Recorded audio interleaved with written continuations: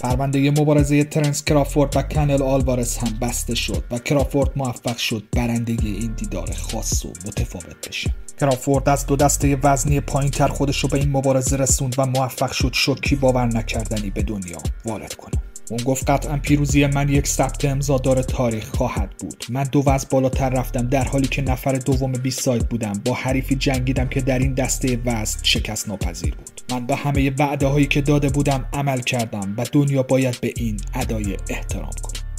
اون درباره این مبارزه گفت در راند اول کنترل کامل دست من بود و حریف سعی میکرد نقاط ضعف منو شناسایی کنه.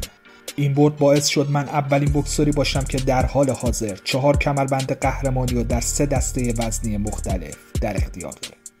موفقیتی که فقط در سال 1938 توسط هنری آرمسترانگ رقم خورده بود.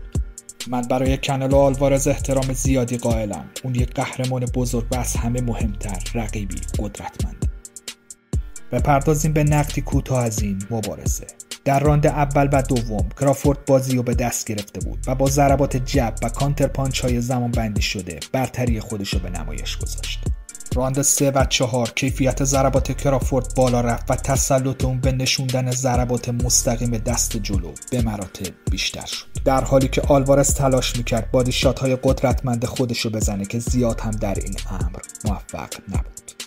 راند 5 تنش بین اونها افزایش پیدا کرد و کانلو بادی شات های موفق تری به کرافورد وارد کرد، ولی حریف با دقت بیشتری از ضربات خودش امتیاز کسب کرد.